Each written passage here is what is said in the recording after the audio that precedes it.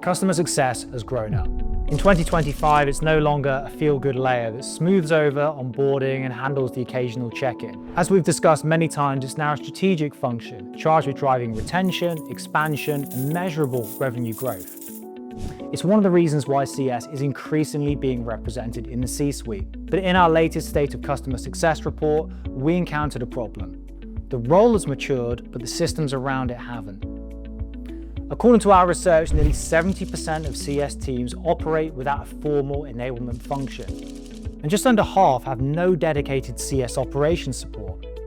That's an alarming gap, especially when you consider what CSMs are being asked to do. They're expected to own the customer lifecycle, deliver product adoption, prevent churn, generate advocacy, and increasingly, close revenue.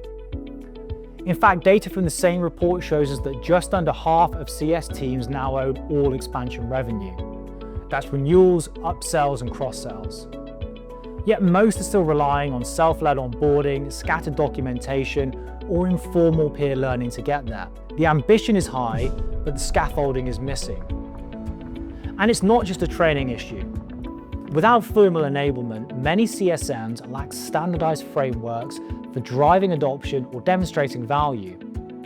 They have no playbook for expansion, no repeatable process for retention, and no shared language with sales or product. They're being asked to drive strategic outcomes without strategic support. Imagine asking a sales team to hit quota without a CRM, or marketing to scale campaigns without attribution tools. In most departments, that would be unthinkable. In CS, it's still the norm. The predictable result is a growing gap between responsibility and readiness, and CSMs are feeling the pressure. Burnout rises, performance stalls, and perhaps most crucially, the full potential of customer success remains unrealized. And that's because of structural failings, not talent gaps. So it's worth asking, why is this happening? Part of the answer lies in perception. Most organizations still see CS as an extension of support. Reactive, not proactive. Cost center, not growth engine. But that's no longer true. Today, customer success is often the primary steward of recurring revenue. And in a subscription-driven economy, that makes it indispensable.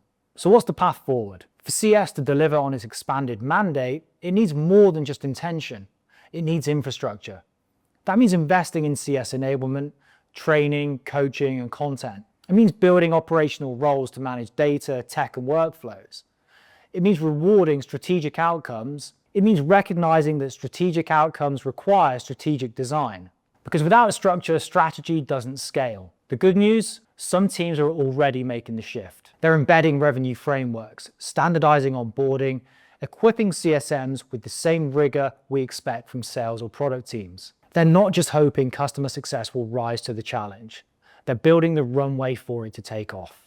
You made it to the end of the video. If you enjoyed it, don't forget to hit that like button and subscribe to the channel. And if you want to learn more about any of the topics we cover here on the channel, head over to customersuccesscollective.com, where you can become a free member and access thousands of resources created by CSMs from some of the world's leading companies. Thank you for watching, and we'll see you next time.